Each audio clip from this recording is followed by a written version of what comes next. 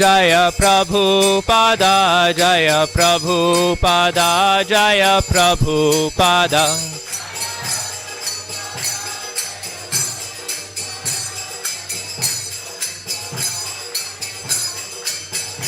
जय गुरुदेवा जय गुरुदेवा जय गुरुदेवा जय गुरुदेवा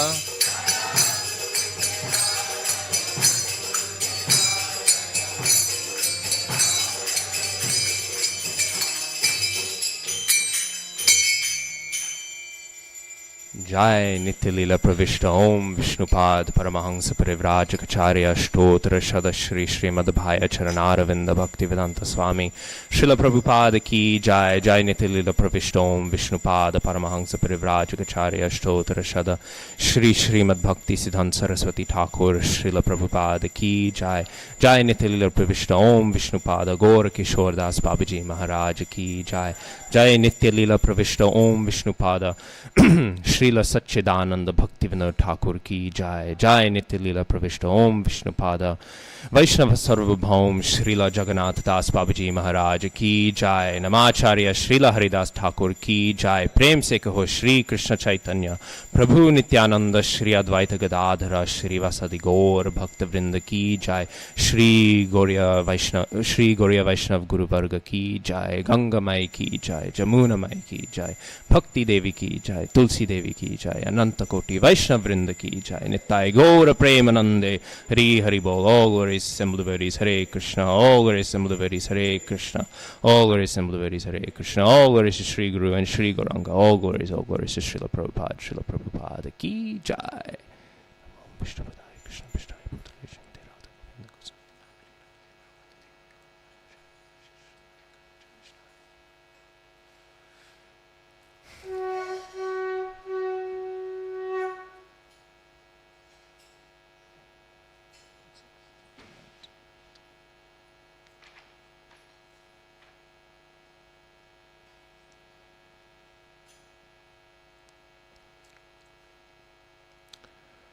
ओम नमो भगवते वासुदेवाय।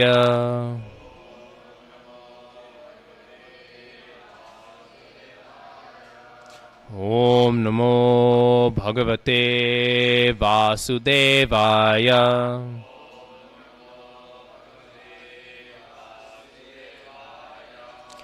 ओम नमो भगवते वासुदेवाय।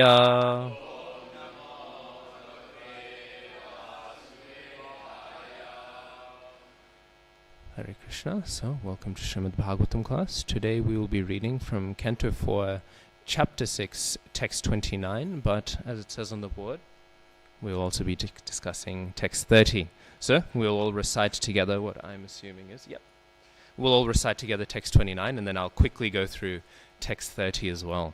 So we have a double dose of Srimad Bhagavatam this morning.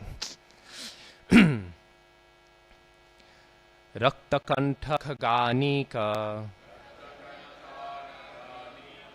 स्वर मंडित षट्पदम कलहंसा कुल प्रेष्ठम खरदंडा जलाशयम रक्तकंठ खगानीका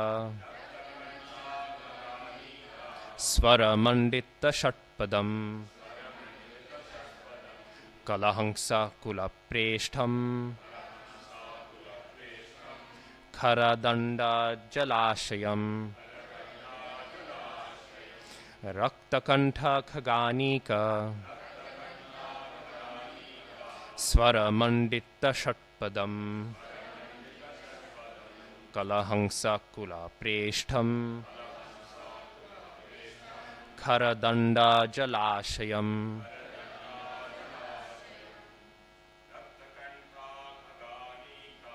रक्तकंठ खगानीका स्वरमंडित षट्पदम कलहंसा कुल प्रेष्ठम खरदंडा जलाशयम Raktakanta Khaganika Swaramandita Shatpadam Ahamsa Kula Preshtam Haradanda Jalashayam Raktakanta Khaganika Swaramandita Shatpadam Kalahamsa Kula Preshtam Karadanda Jalashayam Raktakanta Khaganika Saramandita Shatpadam Kalahangsa Kula Preshtam Karadanda Jalashayam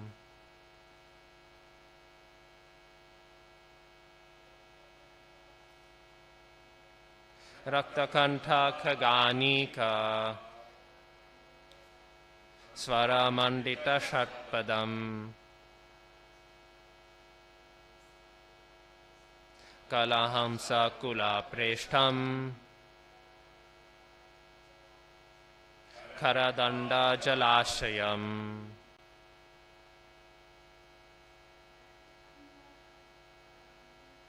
Raktakanta Khaganika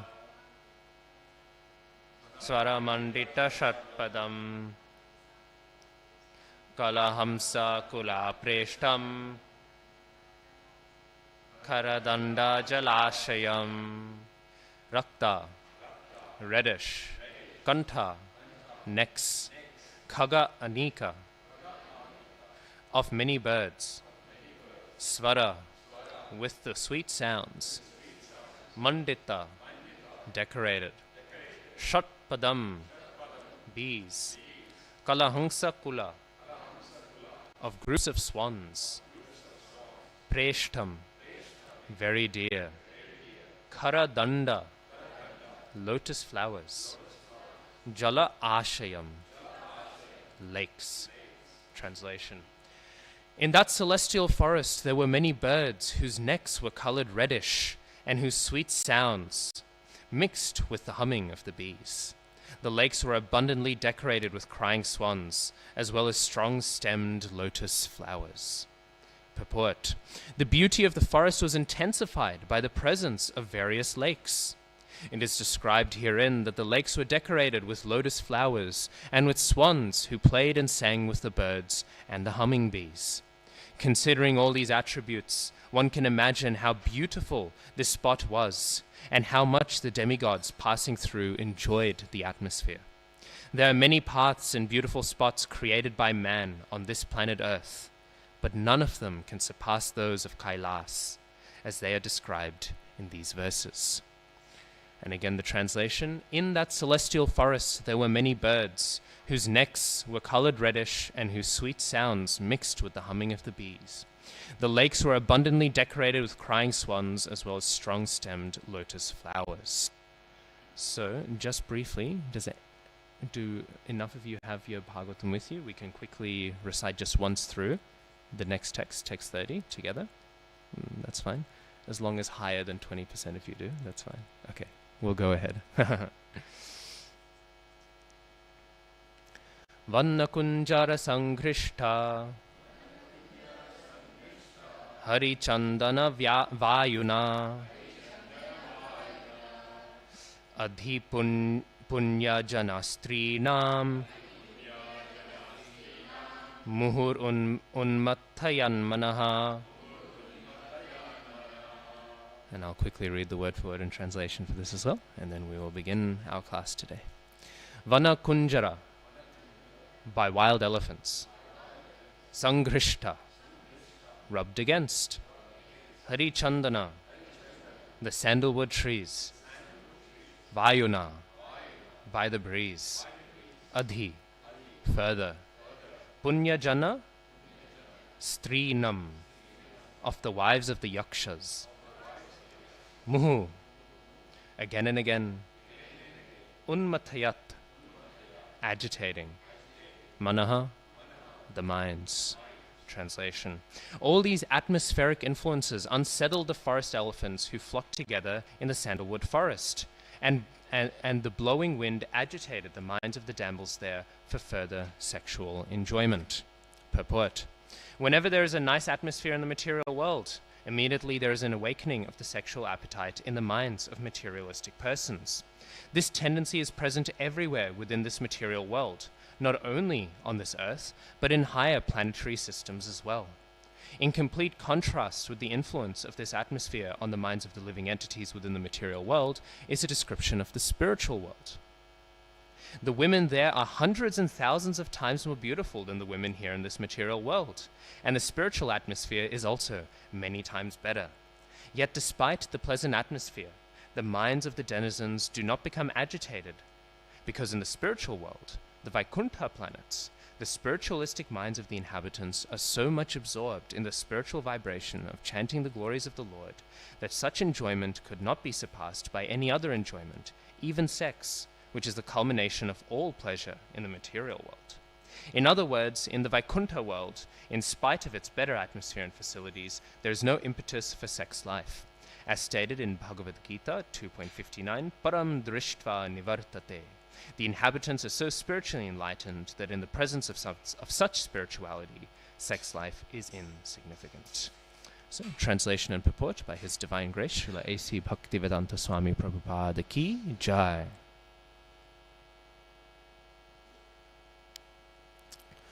Om Jnanatimirandhasya Jnananjana Shalakaya Chakshurun Militam Yena Tasmai Shri Gurave Namaha Shri Chaitanya Manobhishtam Sthapitam Yena Bhutale Soyam Rupa Kadamahyam Dadati Svapadantikam Vandeham Shri Guru Shri Utapadakamalam Shri Gurun Vaishnavamscha Shri Rupam Sagrajatam Sahagana Raghunath Thanvitam tam sajivam sadvaitam savadhutam parijana sahitam Krishna Chaitanya Devam Shri Radha Krishna Padan Sahagana Lalita Shri Vishakhanvitamscha He Krishna Karuna Sindho Dinabandho Jagatpate Gopesha Gopika Kanta Radha Kanta Namostite Tapta Kanchana Gaurangi Radhe Vrindavaneshwari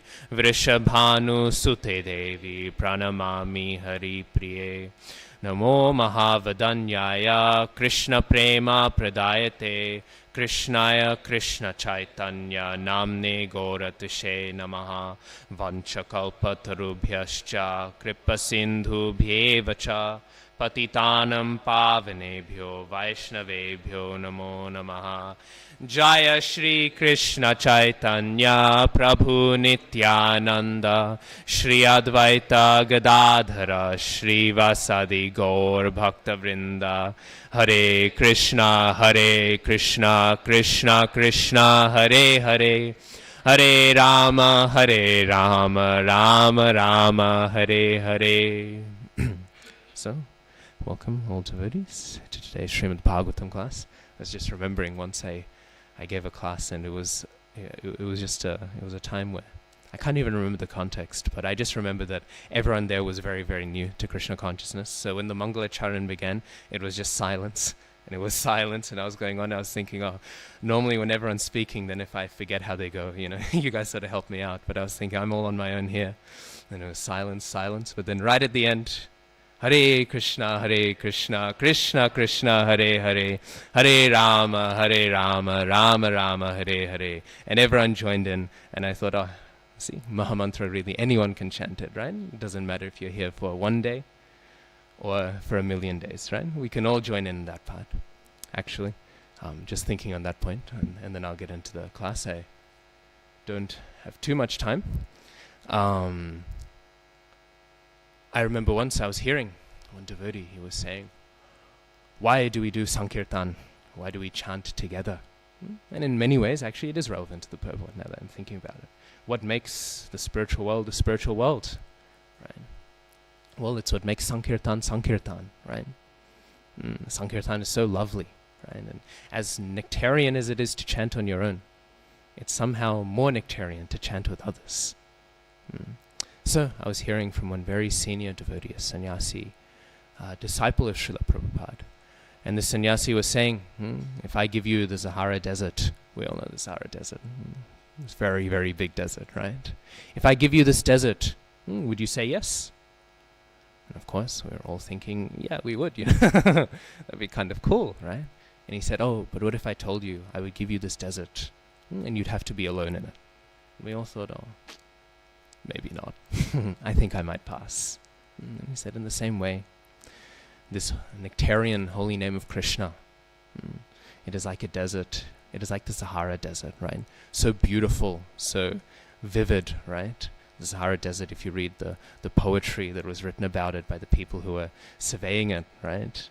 They're so encaptured, right? How much depth is there in these sands? I will never, ever be able to even encapsulate its beauty in words. And so too is Harinam, right? Harinam is this infinite ocean of bliss. But what is an infinite ocean of bliss if I cannot share it with others? And so Sankirtan, when we are all able to chant together, it is so wonderful. We are there in that infinite ocean of nectar, but we are able to share it with each other. And this is what makes the spiritual world so special. Harinam, this Hare Krishna Mahamantra, this transcendental vibration, but not alone, shared among all of the devotees. And in such a context, we can taste the bliss already now that is mentioned here in the purport, right? Already just by chanting together amongst ourselves, we can have some glimpse of this place, which makes the most beautiful men and women in this world look absolutely ugly, right, in comparison to. So we are discussing this wonderful section of Srimad Bhagavatam, very, very famous, in which we see Shiva's interpersonal relations with other personalities. And so this pastime has been discussed a lot, so I won't get into the overarching pastime, but we can discuss a little bit about the nature of these purports. And we're seeing, in many ways, these two purports, they go really wonderfully together. Both of them, they're describing the nature of beauty, right? Although we see something interesting, right? Here we have, in text 29, we're hearing about the beauties of Kailas, right? I'm sure if some of us haven't been following the daily Bhagavatam lectures and we weren't sure which section of the Bhagavatam we were in, when we are hearing this, we think, oh, this is a description of Vrindavan, right? How beautiful it is. And then what do we hear? Oh, this is Kailas. And of course, Kailas is so, so beautiful, but it is still only at this boundary line between worlds, right? We still haven't even entered into the nectar, into that full, full nectar, even of Goloka. And as we know, Goloka is very beautiful. But what is even more beautiful than Goloka? It is Gokul, right? Goloka has some majesty to it still, right? Goloka still has some opulence, but Gokul is sweet intimacy. So we can imagine, we read these descriptions and we think, what a beautiful place, right? I would like to go there. We can imagine just how beautiful Goloka is. And then if we can imagine just how beautiful Goloka is, we can imagine just how beautiful Gokul is. So in this way, we are hearing these descriptions, and then Prabhupada, in the next purport, he makes this contrastive point. He then says how beautiful the full spiritual world is, and then of course contrasts that against what we see in the world today. I remember once I was hearing one class, and this sannyasi was saying, all of you think in your mind, who is the most beautiful person you've seen, the most beautiful model you've ever seen, right? And already models, they're ahead of the rest of us because they have the assistance of photo editing and all of these other boons, right? Think of the most beautiful we can ever see, right? And then he said something very funny, we all laughed. He said, they look like a frog compared to a particle of dust in the spiritual world. Forget then the people who are dancing in that dust. So in this way, we see this material world. It is a rather interesting place. What do we think? This material world, is it a place of happiness? Is this material world a perfect place? No. Why is it not perfect? There's suffering. Okay, that's a good point. Well, why else is this material world not perfect? Sorry? Selfishness, very much so. I'm a big contributor to that one. What else do we find in the material world? You were saying, Prabhu? It's a place of suffering. False ego, yes. Edu? Sorry? Envy, very nice. And? There's no bhakti. That one's also. That's definitely it. That's a root cause of it all. For materialists, they think it's a happy place. If they sit down too long and think about it, they'll think, oh, maybe I'm not so happy. But these are all interesting things. We're all very happy to say this world is not a perfect place. And what are our reasons? Suffering, envy, ego. But I would like to disagree with everyone. I would like to say this world is a perfect place. And we know this on the authority of the Sri Ishopanishad. Om Purnam Madaha Purnamidam. Right? This world is perfect. And Prabhupada translates it this way. Actually, this is one of Prabhupada's contributions, you can say. Prior to this, most of our acharyas had taken this verse as referring to Vishnu and his ability to incarnate. And they would say, the Supreme Lord is complete, and even though he incarnates and these perfect vessels come from him, Purnamevam Vishishyate, he still remains perfect. So this is how Baladev Vidyabhushan, other acharyas, Bhaktivinoda Thakur, I think, have read it before. But Prabhupada, he has given us this really wonderful insight, right? That actually this world is complete as well. This is another reading. Oh, so this world is complete. It is Purnam. So how can we say it is imperfect? Right? Is Krishna perfect? Yes. Right? And this world is what? It is an energy of Krishna. So can we say that Krishna is having an imperfect energy? I don't think so. So now we're in a dilemma. Because Prabhupada, he is so much describing here how, relatively speaking, this material world, it is not such a nice place. And we've all had experience. All of us, we were saying all these things that make the material world not such a nice place. Right? And yet, what else are we hearing? Ishopanishad is telling us this place is a very perfect, complete place. It is Purna. Right? But if we just think for a few seconds, what are the things that we don't like about the world? It is temporary, correct? Even whatever happiness I do have, it's here today, it's gone tomorrow.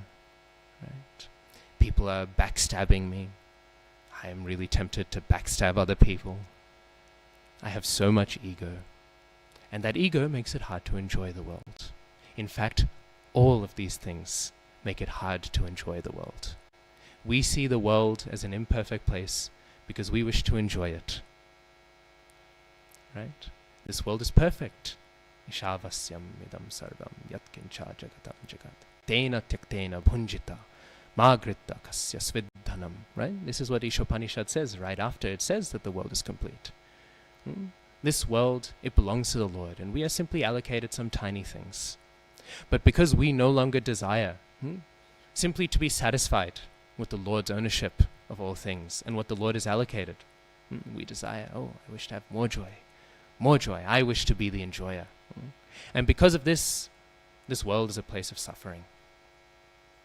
When we see the great devotees, right? When they're existing in this world, they're existing with so much happiness. Right? I remember I was speaking to one devotee, and this Mataji, she was telling me, she was speaking, and she was saying, why am I in Krishna consciousness? I asked her that question. I was just curious to hear her realization. She's a very senior Vaishnavi. And she said, I could tell you that when I'm stressed that the prasad for the festival won't be ready on time, it's the most fun I'll ever have stressed. I could tell you that when I dance in the kirtan, it's more fun than any dancing I've had in my life before, and I've had a lot of fun dancing before. Right? Said I could tell you that the musical culture here means that when the singing begins, the singing is wonderful. Right?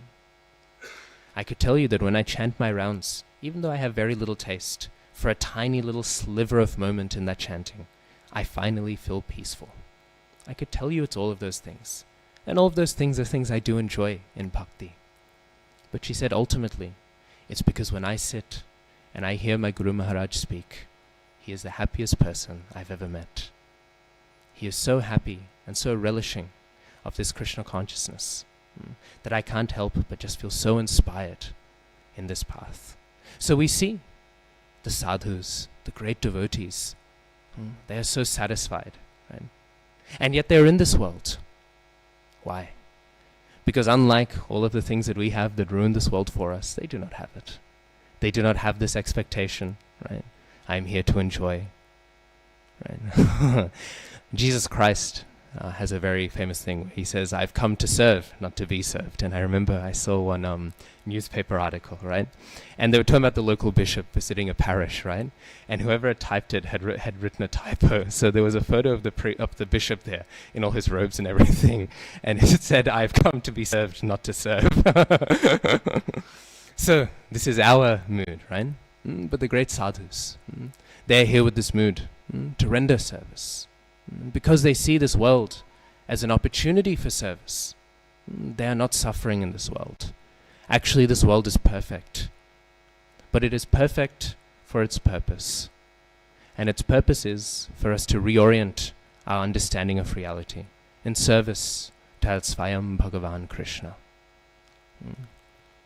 And reorienting ourselves in that service, then we will no longer feel its imperfections, because it'll be perfect for its actual purposes. Right? This is the nature of this world. Srila Tripurari Swami Maharaj, he has a memory of Srila Prabhupada that he shares, right? And he talks about how he was a young sannyasi, right? And being a young sannyasi around 25 years old, right? Prabhupada gave sannyas to very, very, very young men, of course, which was needed, right? The movement needed to be built up, and so Prabhupada, he gave sannyas to his disciples who he thought he could utilize in such service. And so, Tripurari Maharaj, he was with Srila Prabhupada and he was sitting down. And Srila Prabhupada, he turned to him and he said, Tripurari Maharaj, have you seen the women in New York? And so Tripurari Maharaj, he hesitated to answer, and he thought, Prabhupada, he's here, he's getting ready for me to smash. It's Maya, it's evil, it's terrible. But Srila Prabhupada, he just kept on going. He let Tripurari Maharaj sit in his mental sort of trap of how do I answer that question. And Prabhupada said, they are so beautiful, so charming. And now Tripurari Maharaj was very confused. I think I'm a young sannyasi. Why is Prabhupada telling me this? And then Prabhupada, he said, in this way, they are controlling all of the men in New York City. And because they are controlling all of the men, all of these buildings are going up and down, and the whole city is manifesting. And he went on like this, describing the whole development of New York. And then finally, after saying all of this, Prabhupada says, it is all Vishnu Maya. And so Tripurari Maharaj, he said, in this way, he realized Prabhupada, he was educating him the right way to see things. Both, we must acknowledge the ways that we can get encapsulated into Maya. And that is how Prabhupada was pointing out, by their attraction to all of these beautiful women, the men are building all these big buildings and small buildings. Prabhupada, he has mentioned in this purport, text 30, about sex life. There's one morning walk where Prabhupada is walking and he's seeing all the skyscrapers, and he takes his walking stick and he points at one of the big banks and he says, all of this is just sex life. That's all that this is. Prabhupada, he says that. So we must notice the way that this Maya, it encapsulates people and makes them forget their constitutional position. But also we should not have hatred for Maya. We should not have hatred for this material world. Srila Bhakti Siddhanta Saraswati Thakur Prabhupada, he said, I do not ignore the beauty of women. I think this beauty is beauty that is to be engaged in Krishna's service. That is all that it is. Right? But then he would say, for those of my disciples who cannot engage that properly, for them, I tell them to be strict and look away. Because we'll have that exploitative tendency. There's that tendency to see the things in this world and see them as mine, mine, mine. Right? That is the nature of this material world, and that is how it contrasts against the spiritual world. Why? Because in the spiritual world, how many Purushas are there? One, Purushottama, Krishna, right? He is the one Purush. In this material world, there are many so-called Purushas, right? All of us running around, right, trying to enjoy the world. right? Prakriti and Purush. We know this, right? We're familiar, Bhagavad Gita, right? The Prakriti is that which is enjoyed, and the Purush is that which enjoys. So we are trying to be the one who is enjoying this world. And we are, as we've already discussed and we've already established, we are immensely failing. But if we realize, no, we are Prakriti, we are meant to be enjoyed, then we can take some sort of bliss. Some sort of bliss. So, in this way, we see that this world, it is an opportunity to understand reality. We will say, I have so many enemies. This person is my enemy. That person is my enemy, right? But how are they your enemies? They're your enemies because they are trying to prevent you from enjoying the world, right? In their endeavor to enjoy the world. But actually, Bhaktisiddhanta Saraswati Thakur Prabhupada, he says, our greatest enemy is our mind, right? Because our mind is our greatest betrayer. Someone can only betray you if you fully trust them. And we fully trust our minds. Right? We trust our minds to be the guide of, I enjoy this, I want that. And so, with all of that trust and faith we put in the mind stabs us in the back. And we're here, how many millions and millions of births in the material world. So our mind is our true enemy. So there's a pastime that's described in the Upanishads. There is one great sage, Yajnavalkya, right? And he has 2 wives, Maitreyi and Katyayani. And these 2 wives, they're there. But one day he decides, like most people in those Vedic times did, I will take sannyas. I will renounce the world. And after renouncing this world, right, well, or rather before renouncing this world, the thing is, my 2 wives, their only real connection was through me, right? They are not friends. Besides that, really, their main social connection is me. They are both married to me, right? This makes sense, right? This is their point of social establishment. So what does this mean? When I go, they will be dissolved. They will be 2 separate units, right? So he thought, I have to divide my land appropriately. I have to divide my wealth appropriately among my 2 wives. So he went and he told Maitreyi, Katyayani, please sit here. And he explained to them the situation. I'm about to take sannyas. I'm about to renounce this world. So I need to divide my wealth among the 2 of you. So he told them, firstly he asked permission, as is the tradition. One should ask permission before renouncing. And both wives said, yes, you can have permission. And so he told all of them, he said, so I'm going to divide my wealth equally among the 2 of you. Is that fine? And so Maitreyi, she says, my dear Swamiji, if the whole world's wealth was mine, could I become immortal? Of course, he says no. And then she says, then what is the use of giving me any of this wealth? Please give me the means to be immortal. Let all of the inheritance go to my co-wife. Let her take all of it. I wish to understand how I may attain immortality. And Yajnavalkya, he says, you are very much after my heart with this mood. So he sits her down and he tells her something. He says, it is not for the sake of the husband that the husband is dear. It's a little bit confusing. Upanishads are like this, right? They'll say something like that and you think, well, what are they talking about? It is not for the sake of the husband that the husband is dear. And it is not for the sake of the wife that the wife is dear. Now, how do we understand this? When we think of something that is dear and something that is valuable, what is it valuable for? If somebody has gold, do they take the gold and do they say, oh, for the sake of this gold, I find it valuable? No. It is for the sake of the Atma. It is for the sake of our ability to experience the gold. Our ability to taste what the gold can give us. For that reason, the Atma, it is valuable. The gold is valuable. So it is not for the sake of the husband that the husband is valuable. It is not for the sake of the gold that the gold is valuable. It is for the sake of Atma that the gold is valuable.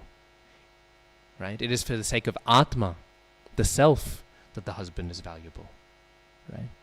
If we value anything in this world, it is not because of that object. It is not for that object. This object is valuable because it is related to my body. And my body is valuable because it is related to my mind. And my mind is valuable because it is related to my Atma. It is related to myself. So in this way, everything in the world, it is only valuable because it is related to the Atma. That's what Yajnavalkya says. But then a natural question comes up. Why is the Atma valuable?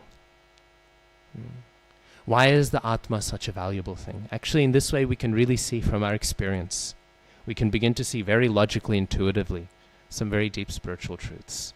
We can see already how everything in this world, it is not what we are meant to long after. But why is the Atma? Why is that so valuable? Yajnavalkya, he says, because Atma, within the Atma can be perceived. And what he means is if we go deep within the spirit, if we go deep within the self, we will find there is a Paramatma. And when we see, and he says this, he says when we see, so we should not think to see Atma as some impersonalistic thing, that I'm seeing some truth. Right? How can you see truth?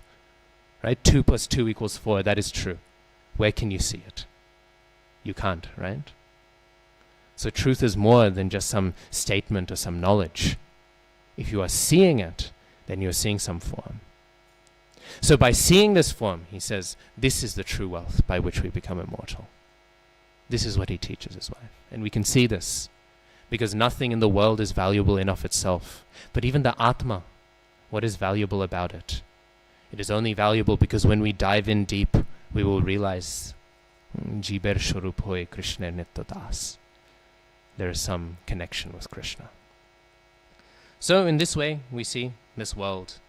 It is very lovely because it gives us the opportunity in order to taste the potential for service to Krishna.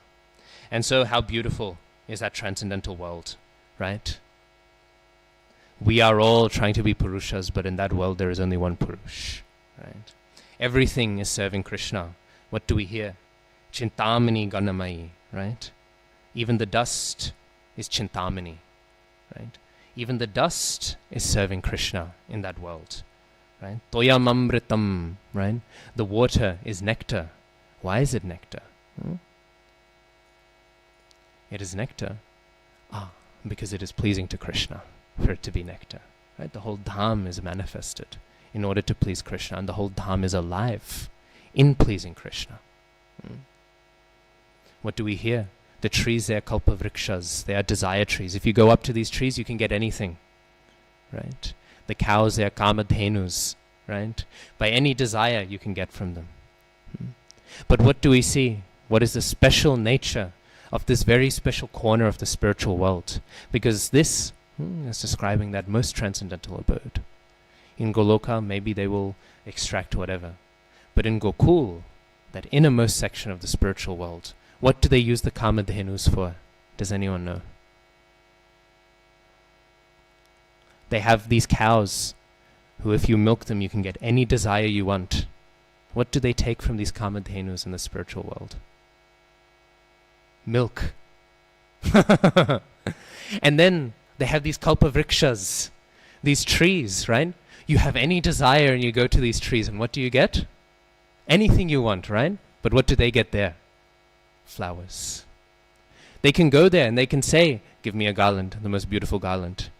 Give me a garland that's so beautiful, everyone will know I'm the best garland maker for Sri Sri Radha Gopinath.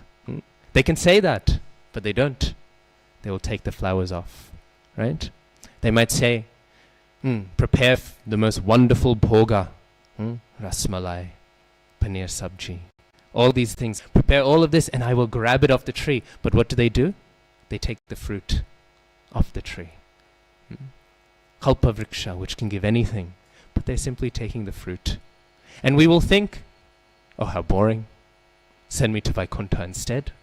Right? They're taking all of those desire trees and they're taking whatever they want from it. But no, not boring at all. Because with that, they're able to render the service. We should think how valuable it is that we are able to render service here at this temple. In the spiritual world, they can have everything ready completely, but they will still take the fruits. They will still take the plain milk so that Mother Jashoda, she is able to churn that milk. And she's able to think about Krishna as she is churning that milk. So that as they're able to cook and make preparations for Krishna, they're able to have the nectar, the sevamrita, that nectar of being able to serve. So it serves two purposes. One function is that they are able to serve more. And the other one is this is just the sweetness of Gokul. It is described when, what's his name? Brihad Bhagavatamrita, the boy, he's going through all the universes. Gopakumar, right? It's described when Gopakumar is in Dwarka. First, when he arrives in Dwarka, in the transcendental world, he sees Dwarkanath Krishna, and he becomes so ecstatic. Here is the object of his heart. And he's carrying a little flute, right? He's carrying this flute with him, right, as he's traveling around. And Dwarkanath Krishna, he takes the flute from him and he becomes very concerned. Dwarkanath Krishna, what is Dwarkanath Krishna's mood? He is always thinking, I'm missing the Vrijvasis so much. So here he sees Gopakumar. Gopakumar is a Vrijvasi, right? He is a denizen of the land of Vraj. And so because of this, Dwarkanath Krishna becomes very happy and he asks him, he says, you've been traveling for so long, are you all right? Is everything fine? And he takes the flute and he holds it and he looks at it. And in that moment, Gopakumar, he becomes ecstatic. Why? Because Krishna, his Brahmin's thread, which he gets after he leaves Vraj, right? It is hidden by his clothes, so he does not see the Yagyopavit, right? And here, Krishna, he is laying back and he is holding a flute. And Gopakumar, he thinks, now I have seen my Lord. And he becomes ecstatic. He begins to cry. He thinks, my whole spiritual journey. We have to think, where has Gopakumar been? He's been in all of the material planets, the heavenly planets, the earthly planet, right? He's been to Kailas. He's been to Vaikuntha. He's been to Ayodhya. He's been everywhere, but he is still not satisfied. But now he is seeing Dwarkanath Krishna, and he is thinking, I'm seeing Vrajanath Krishna, and he becomes so ecstatic. But then there's something interesting. What happens? Krishna becomes ecstatic as well. But then his advisors, they sort of look funny. What is our king doing? Why is he becoming so emotional? And then Krishna, he stops and he hides it a little bit. This is the first hint of doubt in Gopkumar's mind. And then Gopkumar, he keeps on going. And we all know, how does a Vrijvasi dress? Fancy, silk, multicolored dhotis. Sometimes we see this. I don't want to be too critical, but sometimes we'll see people, they'll say, Vrajdham, I lost my heart in Vrindavan, and they'll wear the most opulent clothes. Their watch is worth more than my house, right? Their dhoti made only by the finest silk makers that you can find in the whole world, right? Like this we will sometimes see. But Gopkumar, he is wearing a simple dhoti, and he is walking around Dwarka. And eventually the Dwarkavasis, what do they tell him? They say, oh, you are in Dwarka? Krishna, he does not treat us so badly that you should dress so poorly. Put on a nicer dhoti. Gopakumar, he is so certain in his identity. He says, no, I am a Vrijvasi. We dress like this. Very simple, plain clothes. We are just simple people. We don't have such desire for these things. And so in this way, the doubts began to appear in Gopakumar's mind. And then, eventually, Narad Muni, he is always there. Narad Muni and Uddhav. Why? Why Narad Muni and Uddhav? Narad Muni, because he is traveling everywhere. He is aware of the glories of all places. And Uddhav, because Uddhav, of all the Dwarkavasis, he has some understanding of what Vraj is. He has some understanding. Some people sometimes will ask, why is Uddhav so dear to Krishna? And we have many different explanations, right? But one sweet explanation I heard is because Krishna knows that Uddhav eternally is having that special appreciation for Vraj. And this is why Uddhav has this very special place in Krishna's heart. One explanation we can have. So in this way, Uddhav, he goes to Gopkumar. And both Narad Muni and Uddhav, they speak the glories of Sri Vrajadham. Anyways, in this way, what happens is, Gopakumar, he hears this and he thinks, okay, this is where I need to go, right? And what happens though, is Krishna, he waits until Gopakumar is asleep. And then he carries Gopakumar personally. And where does he carry him to? Where? No. Back to earth. He carries him all the way back to earth. Now, why does he wait until he's asleep? It's described one explanation is that if he was awake, then, well, Gopkumar would become too ecstatic upon seeing his Lord. And then his Lord would become too ecstatic upon seeing his devotee becoming so ecstatic. And then no traveling would have happened. So in this way, Krishna he has waited for Gopkumar to go to sleep. But he takes him where? Not to Golok. Not into the innermost part of Golok Gokul. He takes him back onto earth. And then he places him in Sri Vrajadham on earth. Now why is that? Two things we should think. Firstly, we should think of the main reading, the primary meaning, which is, of course, that the dham on earth, it is no less than the dham there. Our acharyas have been very strict on this. We should not think that the dust of Vraj is any different to the dust in that transcendental world. But our acharyas have also been very clear. We should not be like the sahajiyas. We should not be artificial with it. We should genuinely realize this truth. Not that we go to Vrindavan and we see an ant and we go, Hare Krishna, this ant is transcendental, and we forcefully have this vision. Then we will just commit offense. Because what we are seeing is material, and we will call that spiritual. It is when in our heart we have the realization that genuinely every bit of dust here is Chintamani. When we acknowledge it not out of some forced imposition on the mind. Look how advanced I am. I go to Vraj and I just cry by seeing the creepers on the ground, right? Not like this sahajiya nonsense, actually. What we do is we go to Vrindavan and we pray to our acharyas that I might genuinely see that to be the case. Then we enter into it. Otherwise, so much sahajiyism. Sorry, I'm being a little heavy on the sahajiya point, but we cannot appreciate the beauty of Vrindavan Dham if we just treat Vrindavan Dham as a fun little adventure, as a pretty little place, and we go, wow, it's so magical here. No. We have to have this vision, and then we can appreciate in this way. So, in this way, we can see the Dham is like that. What we can also see is the Dham is so human-like. And this is the beauty of this place. What do we know? Every step is what is it? A dance, right? Every word is a song, right? What a wonderful place, right? Of course, and we all have heard this a million times, but it's always good to remember it. In that place where every step is a dance, then what is dancing like? In that place where every word is a song, what is singing like? Oh, we can't imagine. But this is the nature of that place, right? What is the meaning? Braj means to move. It means movement. Everything is constantly moving. It is not like this world, which is dead, not moving, right? Like mist. Braj is alive. It is moving. It is dynamically going here and there, right? But every step is a dance. What does this mean? In this world, we have no idea what love is, right? This is why we won't discuss, and don't worry, I won't discuss, right, the nature of Krishna's love with the gopis. Because people here, I've seen it before. I've seen people speak very freely on these topics, and the people go away and say, oh, that explains my last relationship. Nonsense. The love in this world is not comparable in the slightest to the love in the spiritual world. They're two completely different things.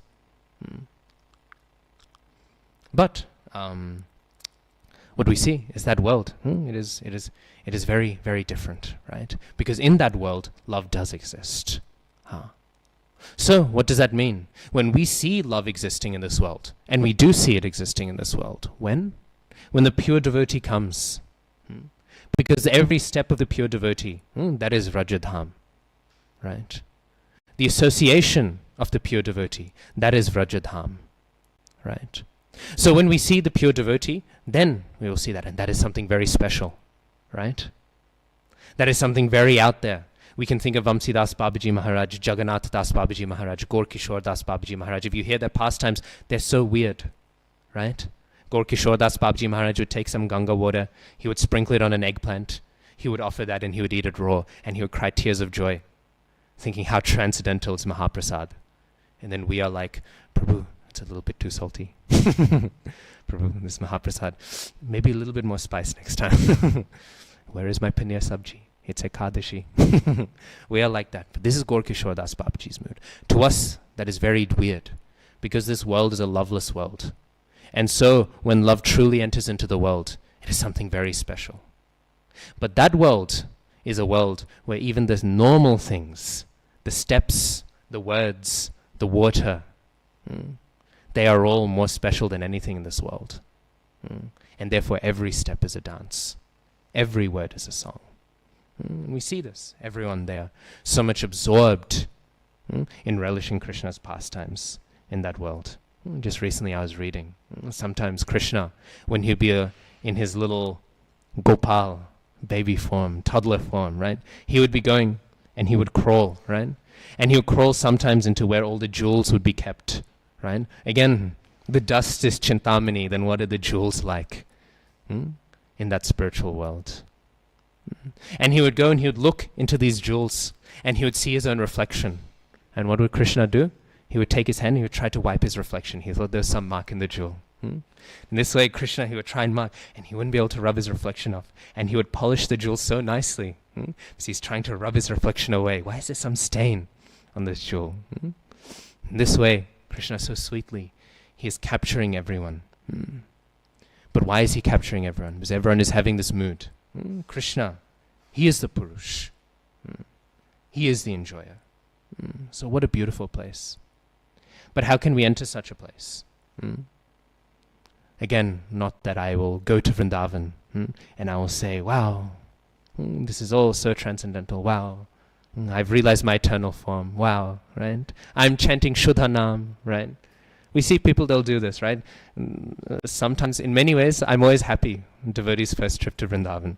But in many ways, I want to hear the glories of Vrindavan, but sometimes you'll hear all of these Sahajiya ideas get mixed in, right? We should always go under the guidance of the Vaishnav. Once, Srila Prabhupada, he was walking with one of his disciples, Vishal Prabhu. And Vishal Prabhu, he was saying, Vrindavan Dham ki jai. Right? And like this he was going. And Srila Prabhupada, he said, oh, do you like this place? And then this devotee, he said, yes, Srila Prabhupada, I love this place. And then Prabhupada, he picked his hand up like this, and he said, then it is yours. This is how we get Vrindavan. This is how we get Vraj. Not through, again, I'm picking so much on the tourism industry in Vrindavan, but I think it should be picked on a little bit. Not through our t-shirts, I lost my heart in Vrindavan. Not that you put this shirt on, suddenly I am Mahabhagavat. Vrindavan is my heart. I am a Vrijvasi. Right? No. Through Guru's mercy. When Prabhupada says, Vrindavan, this is yours. When your Guru Maharaj says, Vrindavan, this is yours, then you have Vrindavan. How did Uddhav? Uddhav is a Dwarkavasi. What an elevated personality. But how does he attain Vrindavan? Krishna tells him to go. Right?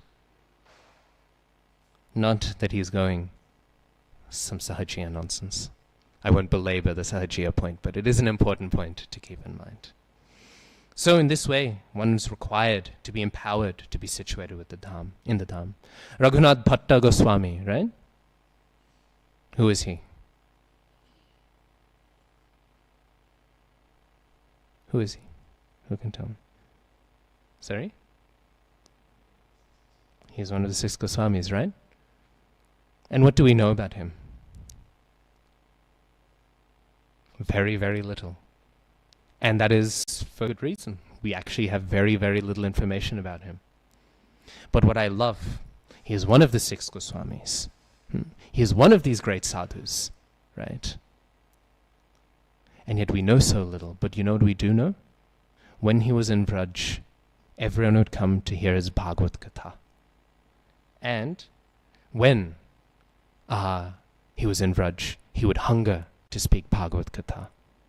Of all the things we might know, this is the thing that was felt important by our tradition to preserve about him.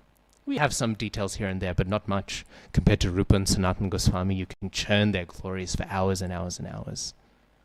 But, in fact, Satyaraj Prabhu, the disciple of Srila Prabhupada, he wrote this beautiful little book. I'm sure many of you have seen it, The 6 Goswamis of Vrindavan, right?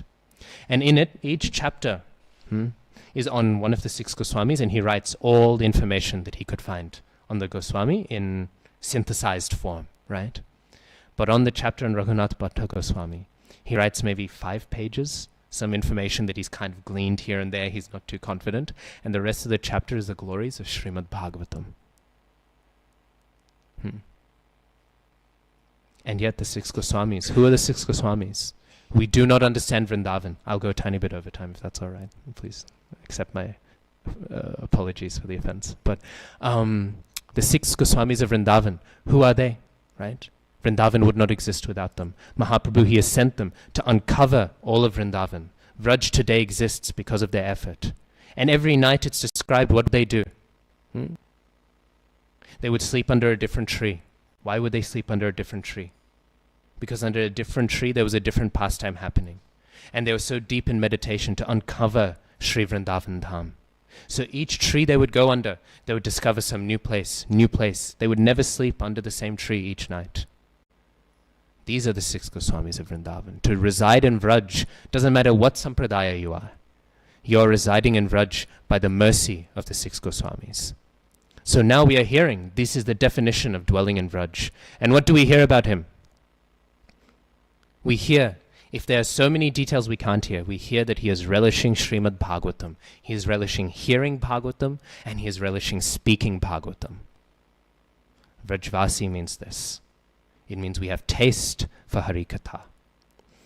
It is described, there are two things, right? There are two causes of anything, right? There's the immediate cause and there's the instrumental cause, you can say, right? And we can think of an example of a pot. There are two causes that cause a pot to be made. There is the clay and there is the potter, right? The guy who makes the pot, right? Both are causes of the pot, right? Can you make a pot without clay? These days you can make it with plastic, but you get the point, right? No. Can you make the pot without a potter? No. Right? So you need both. You need the material and you need the potter. In the same way, it is only through sadhu sangha. It is only through sadhu sangha that we attain Vraj. It is only through the mercy of the sadhu that we attain Vraj, as I've already said. But what does sadhu sangha mean? Sadhu sangha does not mean we all hang out and eat together. Sadhu sangha does not mean that we all hang out and watch TV together. Sadhu sangha is defined in three ways. They have to like you. Our acharyas say that they have to like you, and that's important, right? They do have to like you. They have to be like-minded, and they have to be senior to you. If they have these three things, they have some advancement they can give you. They have some soft-heartedness towards you, and they share your mood. In these ways, this is sadhu sangha, right? But that is only the potter. That is a sadhu. How do we have sangha? Is it simply that by sitting next to the sadhu, we will be purified?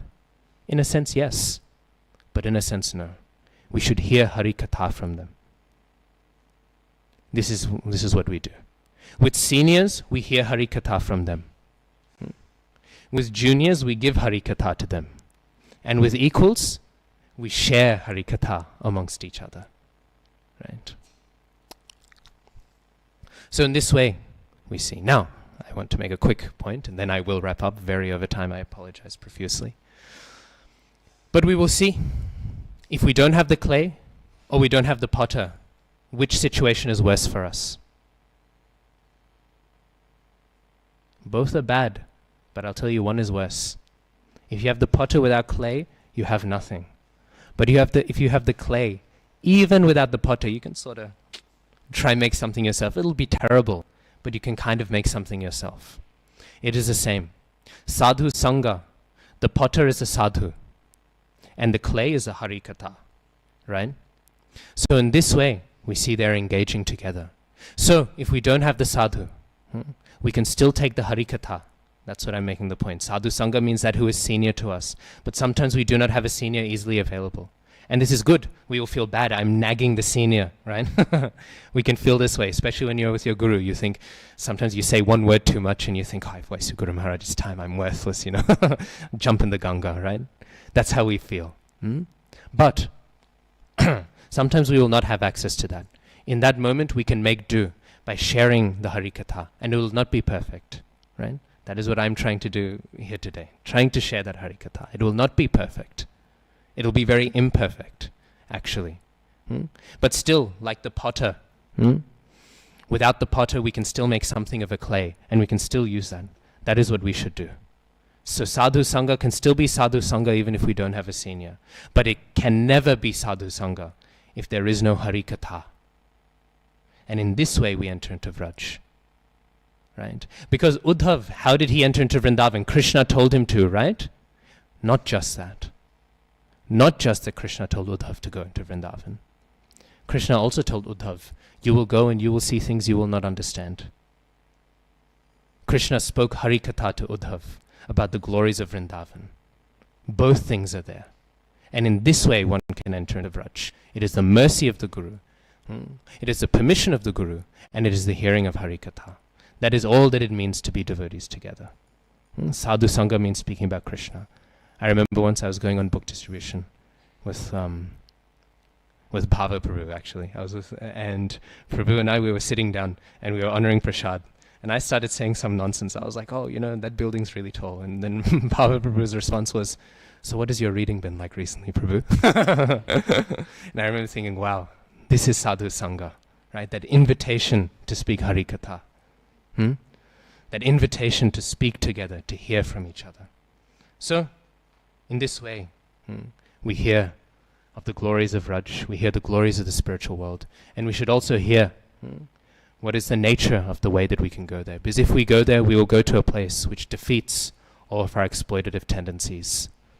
We will go, we see here the wonderful glories, right? There are these ponds and there are these rivers. How beautiful they are in Kailas, how much more beautiful they are in Vraj. Kavi Karnapur, he says, and I do promise I will wrap up on this one. Kavi Karnapur, he says that the Jamuna, Jamuna Tira Banachari, right? The Jamuna, what is it?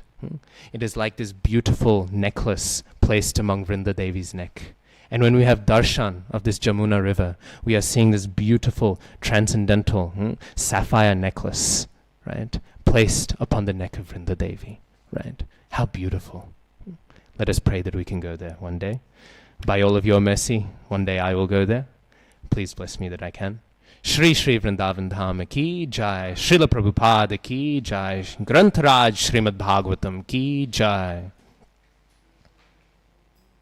Ananta Koti Vaishnava Vrinda ki jai.